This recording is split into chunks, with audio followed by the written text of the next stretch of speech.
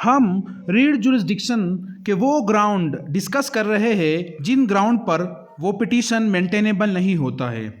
ہم جتنے بھی کیس لا ڈسکس کر رہے ہیں اس ڈسکشن یا ویڈیو کے نیچے ہم لنک دیں گے جو گوگل ڈرائیو کا لنک ہوگا، اور گوگل ڈرائیو پر ہم PDF یا وارڈ کے شکل میں ان کیسز لا کو اپلوڈ کریں گے۔ تو شروع کرتے ہیں۔ ہمارے سامنے جو کیس لا ہے PLD 2021 لاہور ہائی کورٹ کی ہے، پیج جو ہے 495۔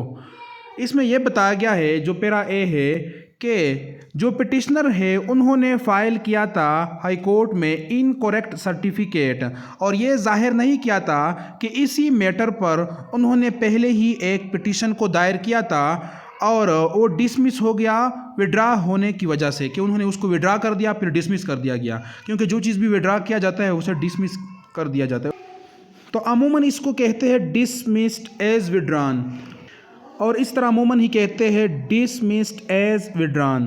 تو اس طرح کا جو معاملہ ہے وہ مس اسٹیٹمنٹ اور مس کنڈکٹ کے زمرے میں آتا ہے۔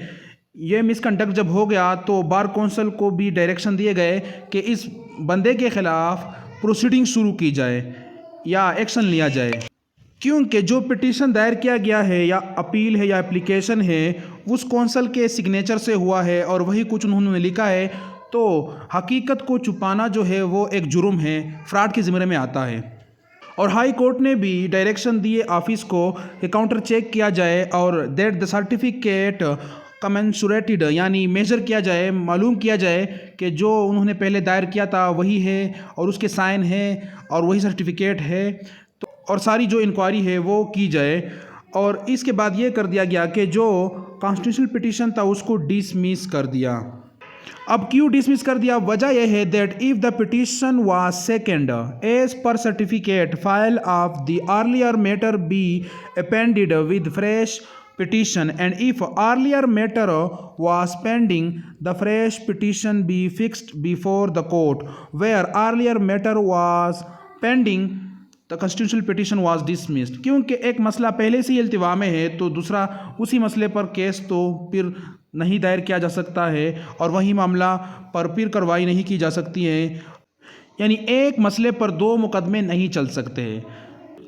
اور پیرا B میں کیٹیگوریکلی ایکسپلین کیا گیا ہے article 199 constitutional petition petitioner approaching the high court with unclean hands۔ تو یہی عموماً یہ جملہ لکھتے ہیں کہ مدعی جو ہے یا سائل جو ہے عدالت انجناب میں صاف ستھرے ہاتھوں سے نہیں آیا ہے۔ سچ پٹیشن میریٹڈ ڈسمسل ان لیمن، یعنی بس بغیر ٹرائل کے اس پٹیشن کو کیا کر دیا؟ ڈسمس کر دیا۔ تو یہ ایک جنرل پرنسپل ہے کہ جو پٹیشنر ہے، پلانٹیف ہے، جو بھی بندہ ہے، فریق ہے، کلیمنٹ ہے، وہ کورٹ میں آیا ہے انکلین ہینڈ کے ساتھ، تو اس کو انصاف نہیں دیا جائے گا۔ اور یہی پرنسپل ڈسکس ہوا ہے 1998 MLD پیج جو ہے 1604۔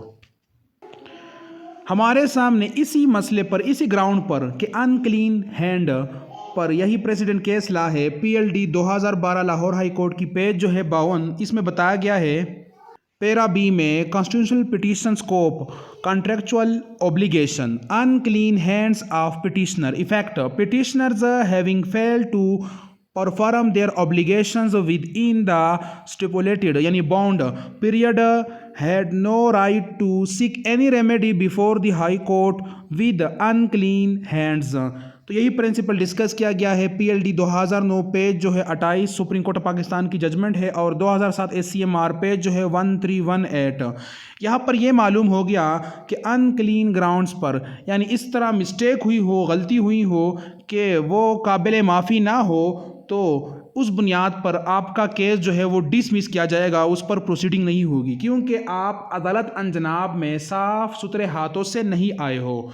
لہٰذا ہم جب بھی کورٹ پروسیڈنگ شروع کریں تو ایمانداری اور دیانتداری کے ساتھ کورٹ پروسیڈنگ کو شروع کریں، یعنی کسی کے خلاف اگر مقدمہ دائر کرنا ہو یا کسی کو چیلنج کرنا ہو تو وجہ جینون ہونی چاہیے، تنگ کرنا نہ ہو اور عدالت میں گھسیٹنے کا غرض نہ ہو۔